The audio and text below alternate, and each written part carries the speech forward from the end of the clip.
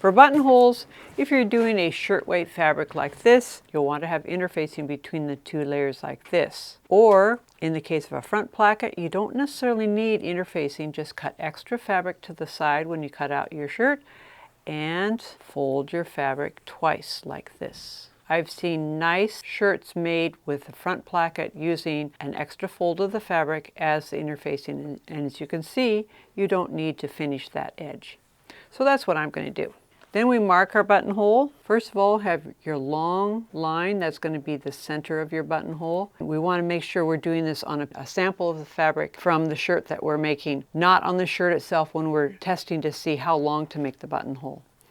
So put one end of the buttonhole here, and the other end you're going to want to have it a little bit longer than the buttonhole, because the button has thickness, so it needs to be able to go through the buttonhole. So this is a sort of a guess right now, but we're going to record that guess on our measuring tool. So I'm going to measure this to get it just right, and if this buttonhole sample that we do turns out to be just right, I'll use this measurement for marking the succeeding buttonholes. To set up your machine, it's really pretty easy. First, we change the foot, like this, to the buttonhole foot. Now the buttonhole foot has this slider on it. This is the connecting bar, just like your regular foot has a connecting bar. Notice where the connecting bar goes here, it's behind the needle. That means in front of the connecting bar, you need to have this open space. So that'll keep you from accidentally putting it on backwards.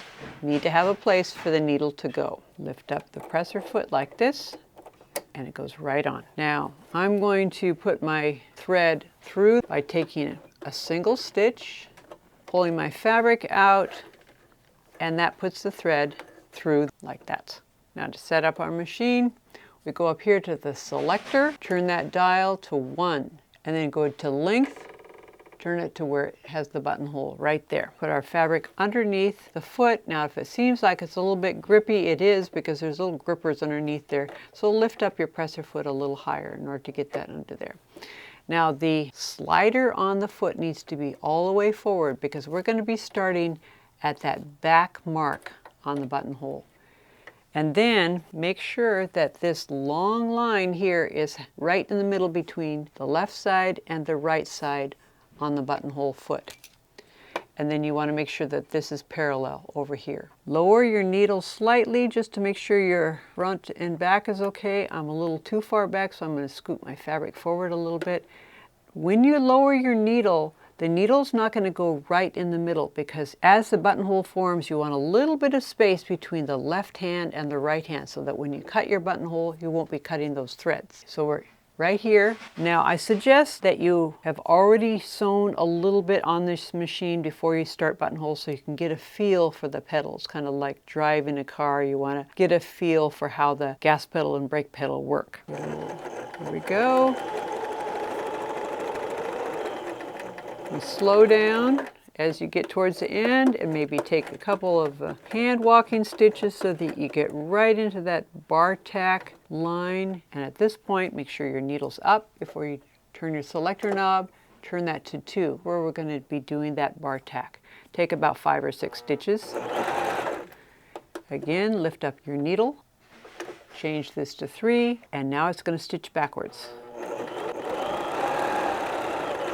Slow down as you get towards the end, maybe take another stitch by hand, and then change your selector to 4, which is the same one as 2. It's just doing a bar tack at the end. 5 or 6 stitches ought to be just fine. At this point, we've done our buttonhole. Now I'm using contrasting thread for teaching purposes, but of course you'd want to use matching thread to your fabric.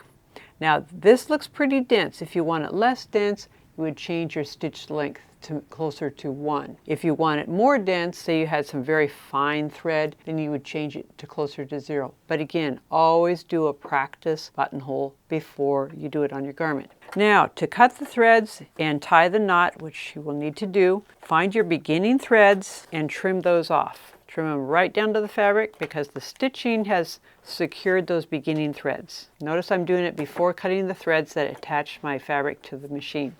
But now that those are out of the way, cut those, and pulling up the bobbin thread, you can see there's a little loop there. That loop of thread is your top thread. So I pull that through, and now my threads are on the back of the fabric. Now I can tie them in a knot. So a nice little square knot is what we want to have. Now that I've tied that, I can pull my threads through to the back using a darning needle. And what I'm doing is I'm pulling them through to the inside layer. Because if we simply snip off the thread tails, and the knot in the thread may come undone, we don't want that happening. So I'm putting my threads into the back. I'm going to cut it about 1/2 inch away. And there we go. It's time to open the buttonhole and test it with a button to make sure that it fits. You get your seam ripper, and we put a pin right at the end here just to make sure the seam ripper doesn't accidentally cut through that end bar tack. I'm starting at the other end, and I'm going towards that other end. Now I'm going to flip it over, reset my pin. See, I've cut it part way, and we're going to go down here and move it this way. All right, now I've cut it all the way to the end. We can clean up these little threads later, but right now I'm going to take my button and put it right through that buttonhole.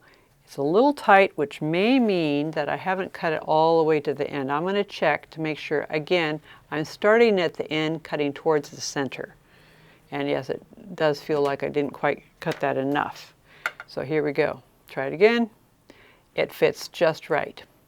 Now, if it was too tight, what that would mean that I would need to lengthen this measurement that I already have on my seam gauge, lengthen a little bit more, do another buttonhole to make sure it's the right length. If, on the other hand, it was too long, then I would have to shorten this a little bit shorter than what I originally had and then make another buttonhole. But it turns out it's just right. So at this point, I would just mark my other buttonholes. We also want to clean up this buttonhole because you notice this loop of thread here. We don't want to leave that there. For one thing, it looks really messy, but for another thing, if you button your button through there and it accidentally gets caught there, that can make pulls in your fabric. So we want to get that all cleaned up. I fold my fabric in half, get a hold of any extra threads, clean it up on both sides to make it really look good. For more information, check out some of these other videos. And if you found this video to be helpful, give us a like. Also, if you have comments, questions, or ideas for other videos, let us know in the comments down below. Thanks for watching. Bye.